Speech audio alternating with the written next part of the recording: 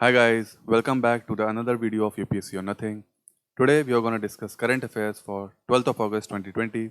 So as always, before wasting any further time, let's jump into the highlights of the day. आज हम ये 10 topics discuss करने वाले हैं जिसमें से यूनिवर्सिटी ग्रांट्स कमीशन पर क्वेश्चन है, देन सन स्पॉट्स पे क्वेश्चन है, देन प्रधानमंत्री जन आरोग्य योजना पर भी एक क्वेश्चन है, then we have got a question on radio waves followed by exoplanets, then Mount Sinabung, Asian elephants, Andaman and Nicobar islands पे भी एक क्वेश्चन बनाया है आज।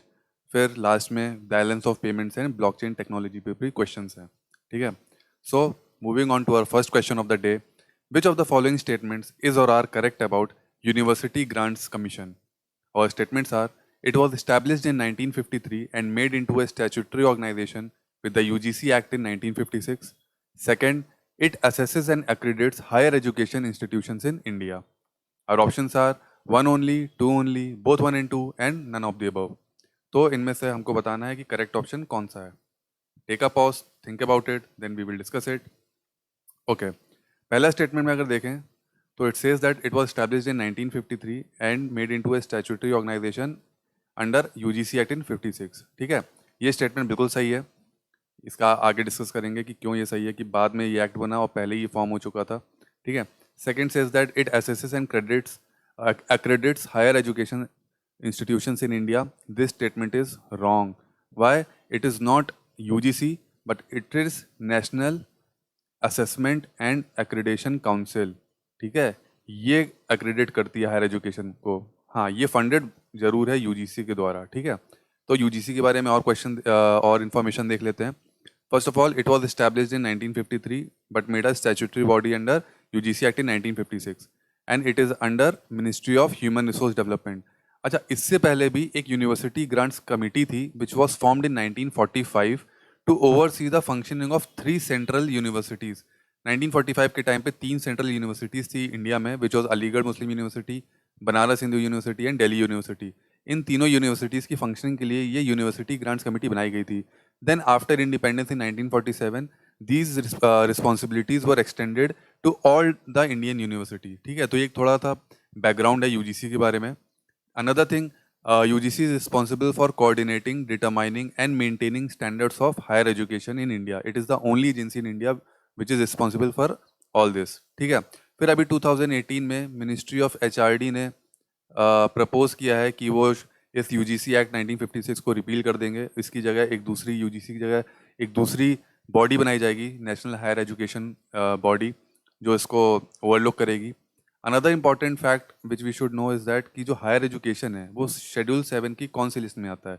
ये कॉन्करेंट लिस्ट में आता है। ठीक है, सबसे पहले ये स्टेट लिस्ट में था, लेकिन 42nd कॉन्स्टिट्यूशनल अमेंडमेंट एक्ट के बाद ये शिफ्ट कर दिया गया कॉन्करेंट लिस्ट में। दैट मीन्स कि स्टेट और सेंटर दोनों ही हायर एजुकेशन के ऊपर लॉज बना सकते हैं। Now why are we discussing this? Because recently आपको पता है कि कोविड 19 पैंडमिक के टाइम पे दिल्ली गवर्नमेंट और महाराष्ट्र गवर्नमेंट ने जो फाइनल ईयर के एग्जामिनेशन है यूनिवर्सिटीज़ और कॉलेजेस के, वो कैंसिल कर दिए हैं, सेइंग मतलब रीज़न दे के ये आपका जो डिजास्टर मैनेजमेंट एक्ट है उसके अंडर में। ठीक है, लेकिन इसके वजह से यूजीसी ने इस पर ऑब्जेक्शन उठाया है कि the sole responsibility to conduct and to cancel और to decide anything about the university exams is all its responsibilities and powers. तो इसकी ये स्टेट गवर्नमेंट इसका कुछ नहीं कर सकते। ठीक है, तो इसमें बेसिकली यूजीसी ने ऑब्जेक्शन उठाया है। ठीक है, moving on to our next question of the day, consider the following statements about sunspots and choose the correct option. Sunspots are areas that appear dark on the surface of the sun. Second, they appear dark because they are hotter than other parts of the sun surface. Our options are one only, two only, both one and two, none of the above. Take a pause, think about it. Okay, पहला देखना है कि क्या ये sunspots dark areas होते हैं surface पे। तो yes, these are the dark surface, dark on the surface of the sun. Second, they appear dark because they are hotter than other parts of the sun. No, this is wrong. These are not hotter, these are colder in comparison to the other parts of the sun. So our correct option is A, which is one only. इसके बारे में और चीज़ें देखते हैं। देखिए, it is the dark surface on the sun because it is comparatively cooler than other parts of the sun surface. ठीक है, then it consists of a dark region called umbra which is surrounded by a lighter region called penumbra. यहाँ पे confuse कर सकता है UPSC की भाई जो डार्क रीजन उसको पेनुम्ब्रा बोल दे और लाइटर को अम्ब्रा बोल दे, तो हमको पता होना चाहिए कि डार्कर रीजन उम्ब्रा है और लाइटर रीजन पेनुम्ब्रा है. Another thing, these sunspots are formed at areas where magnetic fields are particularly strong. ठीक है, जहाँ सन के सरफेस पे जहाँ पे भी मैग्नेटिक फील्ड स्ट्रॉन्ग होती है वहाँ पे ये दिखते हैं sunspots. Another thing, these sunspots, these magnetic fields, these are 2500 times stronger than the Earth's magnetic field. And जो ये मैग्नेटिक फील्ड, अभी डार्क एरिया कैसे होता है, ये इसलिए होता है क्योंकि और ये क्योंकि मैग्नेटिक फील्ड जो सन की होती हैं ये क्या करती हैं, they try to keep some of the heat within the sun from releasing it into surface. ये इतनी ज़्यादा स्ट्रांग होती हैं कि कुछ हीट को बाहर निकलने नहीं देती. ठीक है, इसलिए. Another thing, in every solar cycle number of sunspots increase और decrease, that is do not remain constant. मतलब हर सोलर साइकिल में ज़रूरी नहीं कि कांस्टेंट ही सनस्पॉट्स रहेंगे, कि मतलब 5 है तो 5 ही है, ऐसा नहीं. इंक्रीज और डिक्रीज होते हैं. ठीक है, तो यहाँ पे भी कोई यूपीएससी गेम कर सकता है कि कई बार बोल दे कि भाई यहाँ पे सनस्पॉट कांस्टेंट होंगे, तो ऐसा नहीं है, इसलिए मैंने लिख दिया कि डू नॉट रिमेन कांस्टेंट. ठीक है, अभी जो सोलर साइकिल चल रही है दैट बिगेन इन 2008. अब हम सनस्पॉट्स के बारे में इसलिए पढ़ रहे हैं क्योंकि रिसेंटली जो सन के सनस्पॉट हैं कुछ जिन्होंने अभी माइनर सोलार फ्लेयर एमिट किए हैं. अब सोलार फ्लेयर क्या होता है कि जहाँ जहाँ ये मैग्नेटिक फील्ड होती है ना, वहाँ पे कई बार एक एनर्जी का बहुत ही आउटबर्स्ट होता है. ठीक है, जिसकी वजह से रेडिएशन फैलता है, तो इन आउटबर्स्ट को सोलार फ्लेयर्स बोलते हैं. और ये सोलार फ्लेयर्स इतने ज़्यादा स्ट्रांग होते हैं कि trillion times more stronger than the atom bombs which were dropped in Hiroshima and Nagasaki. जो लिटिल बॉय का नाम का जो एटम बॉम्ब था, उससे भी मतलब ट्रिलियन टाइम्स ज़्यादा स्ट्रांग होते हैं ये सोलार फ्लेयर्स. ठीक है, एंड दे कैन, अगर ये स्ट्रॉन्ग, अभी तो माइनर था, अगर स्ट्रॉन्ग होते हैं तो ये हमारे जो कम्युनिकेशन सिस्टम्स है, जो सैटेलाइट्स है, उनको काफ़ी ज़्यादा डिस्ट्रॉय कर सकते हैं और इंडिया के मैग्नेटोस्फीयर को भी ये अफेक्ट कर सकते हैं. ठीक है, इसलिए ये इंपॉर्टेंट है solar flares and sunspots. Then moving on to our next question, which of the following statements is और are correct about Pradhan Mantri Jan Arogya Yojana. ठीक है, our statements are, it offers a sum insured of rupees 5 lakh per family for primary care. Second, its beneficiaries are identified by the latest socio-economic caste census data. Third, the insurance cost is shared by the center and the state mostly in the ratio of 50-50. ठीक है, our options are 1 and 2 only, 2 only, 2 and 3 only, and 3 only. Take a pause, think about it. Okay, पहला statement wrong है. इसमें ये चीज़ तो सही है कि सम इंश्योर्ड है 5 लाख पर फैमिली का, but this is not for the primary care, it is for the secondary and tertiary care.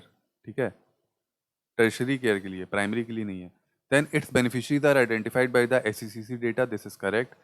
Third, the insurance cost is share by the centre and state in the ratio 50-50, this is wrong. It is not 50-50, it is 60-40. ठीक है, तो अपना सिर्फ 2 only correct है, which is option B. इसके बारे में और चीज़ें देखते हैं. जैसे इसमें तो अपन ये चीज़ें डिस्कस कर ही ली हैं सेकेंडरी के लिए और टर्शरी. अच्छा, सेकेंडरी में हाईटेक वाला इसमें पार्ट नहीं है, जो आपका सुपर स्पेशलिटी वाला पार्ट नहीं है. टर्शरी में वो इंक्लूडेड है, सेकेंडरी में वो इंक्लूडेड नहीं है. देन द इंश्योरेंस कॉस्ट है वो 60-40 है, अपन ने डिस्कस कर लिया है. एक ये सेंट्रली स्पॉन्सर्ड स्कीम है, अगर सेंट्रली सेक्टर होती तो 100% गवर्नमेंट, सेंट्रल गवर्नमेंट इसको करती finance. Then it is implemented by the national health authority in alliance with state government. जो ये नेशनल हेल्थ अथॉरिटी है, ये एक स्पेशली इसके लिए इस्टेब्लिश की गई है under the societies registration act. ठीक है, फिर जो स्टेट में जो इम्प्लीमेंट होगा वो स्टेट हेल्थ एजेंसीज करेंगी रिस्पेक्टिव स्टेट्स में इस स्कीम को. ठीक है, moving on to our next question of the day, which of the following statements is not correct. इसमें नॉट करेक्ट बताना है. ठीक है, about radio waves. Why are we discussing this question, because recently कुछ exoplanets detect हुए हैं with the help of radio waves for the first time. ठीक है, our statements are, radio waves are a type of electromagnetic radiation with wavelengths in the electromagnetic spectrum shorter than infrared light. ठीक है. Second, radio waves have frequencies as high as 300 gigahertz to as low as 30 hertz. Third, the wavelength of a radio wave can be anywhere from shorter than a grain of rice to longer than the radio of Earth. Fourth, like all other electromagnetic waves, radio waves travel at the speed of light in vacuum. हमको इनमें से not correct option बताना है. ठीक है, alright. पहला statement हमारा incorrect है, इसमें बाकी 3 सही है. वो इसलिए गलत है क्योंकि यहाँ पे it is not shorter than, it is longer है. ठीक है, radio waves are longer than infrared light. ठीक है, बाकी ये सही है कि इसकी जो फ्रिक्वेंसी है 300 से लेके 30 हर्ट्ज तक भी होती है। फिर इसकी जो वेवलेंथ है वो छोटे से चावल से लेके अर्थ की रेडियस तक की जितनी लंबी भी हो सकती है। Fourth, this also travels at the speed of light in vacuum. ठीक है, तो ये 3 स्टेटमेंट सही हो जाते हैं। फर्स्ट आपका गलत हो जाता है, इसलिए फर्स्ट सही है। Then moving on to a next question, which of the following statements is और आर करेक्ट अबाउट एक्सोप्लैनेट। आपने डिस्कस कर ही लिया कि ये न्यूज़ में क्यों है एक्सोप्लैनेट। ठीक है, our statements are, it is a planet that orbits a star outside the solar system. Second, it is easy to detect. Third, its orbit is wobbly because the star's gravitation is not at its center, which makes the phenomenon possible. Our options are 1 only, 2 only, 2 and 3 only, and 1 and 3 only. Take a pause, think about it. Okay. It says that it is a planet that orbits a star outside the solar system. This statement is right. अगर यहाँ पे inside होता तो गलत हो जाता, तो हमेशा ये छोटे छोटे एक एक वर्ड पे ध्यान रखना चाहिए हम लोगों को. Then second says that it is easy to detect. This is wrong. They are very hard to detect. ठीक है, इसीलिए इनको अलग अलग तरीके से डिटेक्ट करने के लिए देखा जा रहा है. Third says that its orbit is wobbly, मतलब अर्थ की तरह बिल्कुल एक स्टेशनरी ऑर्बिट नहीं है, इसका वॉबली है, मतलब ऐसे ऐसे ऐसे ऐसे वॉबली है, because stars gravitation is not at its centre. This is absolutely right. So our correct option is D, 1 and 3 only. Okay. Then moving on to our next question. Mount Sinabung recently seen in news is located in which of the following countries? Costa Rica, Japan, Philippines या फिर Indonesia. Okay, our correct option is D, Indonesia. Recently Mount Sinabung has erupted and ये आपके Sumatra island में है. ठीक है, Indonesia के Sumatra island में है. ठीक है, अब यहाँ पे बहुत ज़्यादा वोल्केनोज इरप्ट भी होते हैं, क्योंकि जो ये सुमत्रा आइलैंड है ये पैसिफिक रिंग ऑफ फायर में आता है. ये रिंग ऑफ फायर एक पूरा टेक्टोनिक प्लेट्स का एक पूरा रिंग जैसा बनाते हैं, जहाँ पे ज़्यादातर वर्ल्ड के आपके एक्टिव वोल्केनोस पाए जाते हैं. ठीक है, और अपना जो ग्रेट निकोबार आइलैंड है ना, ये साउदर्न मोस्ट आइलैंड है अपना अंडमान निकोबार आइलैंड का, ये काफ़ी पास है सुमत्रा आइलैंड के, तो ये चीज़ याद रखिएगा. ठीक है. Then moving on to our next question, which of the following statements is और are correct about Asian elephants. और statements are, India has more than 60% of Asian elephant population. Second, Kerala has the highest number of wild elephants. Third, IUCN status is endangered in Asian elephants. Options are 1 only, 1 and 2 only, 3 only, 1 and 3 only. Take a pause, think about it. Okay. First statement is absolutely right that India has the more than 60% Asian elephants population in the world. Second statement says that Kerala has the highest number of wild elephants. ये बहुत obvious लग रहा है, but this statement is wrong. It is not Kerala, it is Karnataka. Okay. And third says that IUCN status is endangered. This is right. Our option is D, which is 1 and 3 only. We are discussing this because Environment Ministry has taken some initiatives to reduce the human elephant conflict in the areas. ठीक है, अब ये conflict होते क्यों हैं, क्योंकि कई बार इसके फैक्टर्स हैं जैसे पॉपुलेशन, अपनी human population density, elephant density, है ना, इस टाइप की चीज़ों से होता है. कई बार क्या होता है कि फॉरेस्ट काटे जा रहे, कम पड़ रहे हैं, तो ये ह्यूमन पॉपुलेटेड एरियाज़ में आ रहे हैं. तो अब इनके लिए इनिशिएटिव्स हो रहे हैं कि भाई फॉरेस्ट के अंदर ही श्रब्स उगाए जाएँ ताकि एलिफेंट्स आपके फॉरेस्ट से निकल के ना आए, कॉरिडोर्स बनाए जाएँ, फिर वॉच टावर्स बनाए जाएँ कि अगर एलिफेंट्स आ रहे हैं तो उनको पहले से ह्यूमंस को पता चल जाए. इस तरह से कुछ इनिशिएटिव्स गवर्नमेंट ने लिए हैं. ठीक है. So moving on to our next question, which of the following statements is not correct about Andaman and Nicobar islands.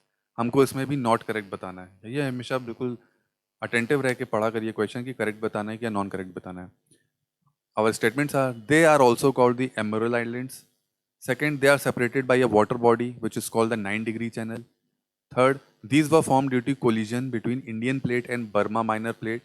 And D, Andaman and Nicobar Islands are southward extension of Arakan Yuma range. इसमें से हमें not correct बताना है.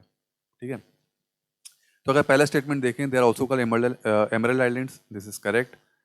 फिर second देखें, they are separated by a water body called 9-degree channel, this is wrong. They are not separated by 9-degree channel, but they are separated by 10-degree channel. ठीक है, ये याद रखिएगा हमेशा. ये एक बार 10-degree channel पे क्वेश्चन आ चुका है यूपीएससी में एक बार. Then these were formed due to collision between Indian plate and Burma minor plate. This is correct. This Burma minor plate is part of Eurasian plate, ठीक है। मेजर प्लेट होती है, minor plate होती है, तो Eurasian plate एक major plate है, उसका ये पार्ट है, ठीक है। Then Andaman and Nicobar islands का southward extension of Arakan Yoma range.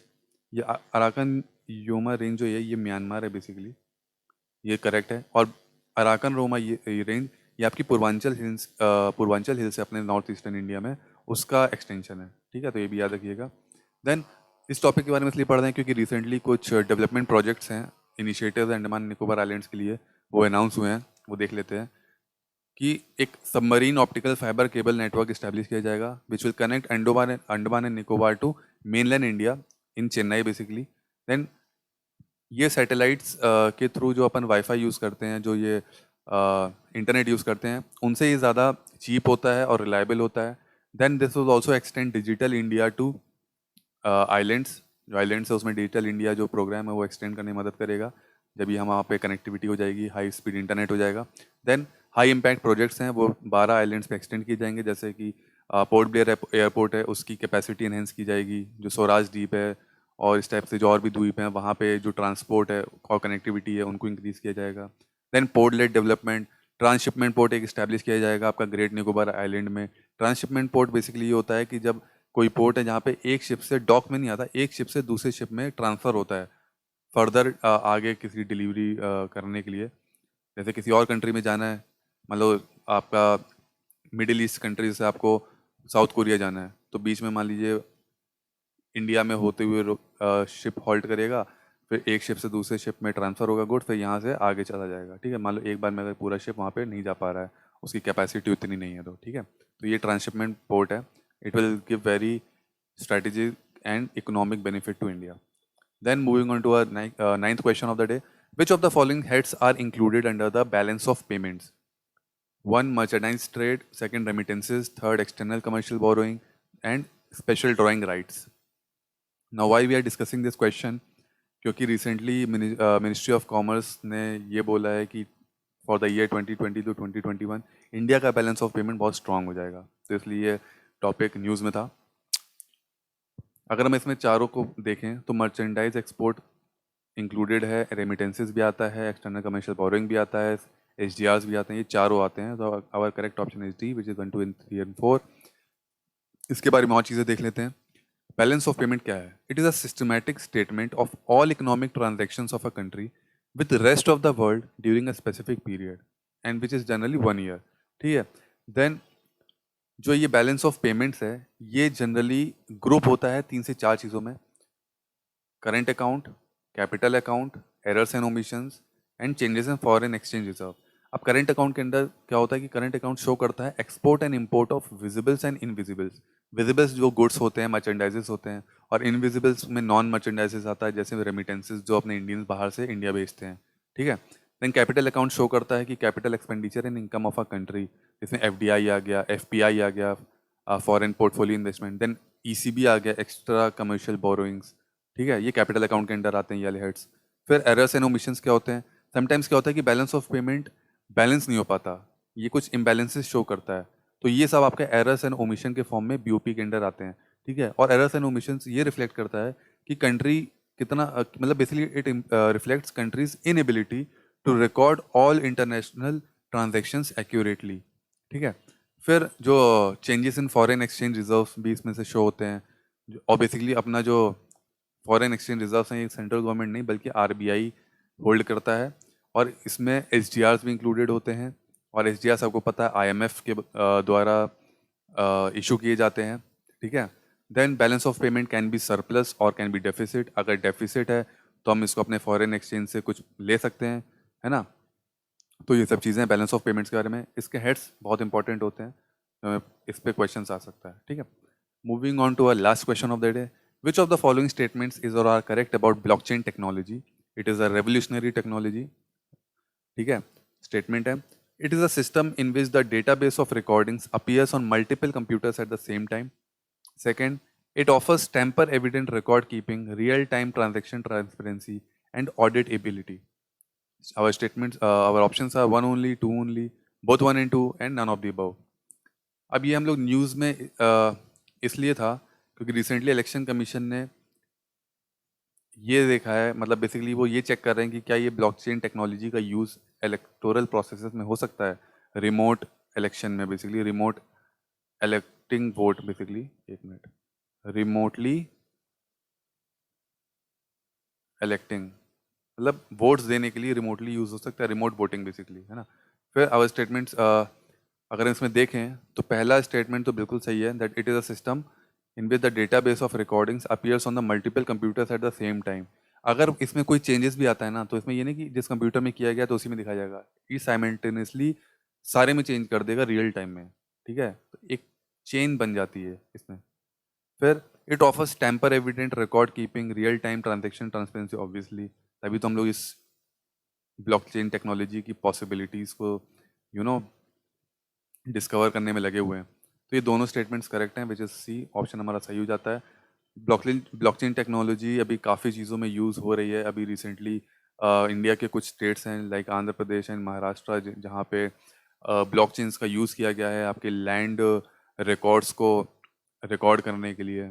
तो ये काफ़ी रेवोल्यूशनरी टेक्नोलॉजी है रिसेंट टाइम्स में। आपने क्रिप्टो करेंसी के बारे में देखा होगा, वो भी इसी ब्लॉकचेन टेक्नोलॉजी में ही बेस्ड है ना। बिटकॉइन वगैरह काफ़ी न्यूज़ में था, ठीक है। So that's all for today's news analysis. I thank you all for your time. Thank you.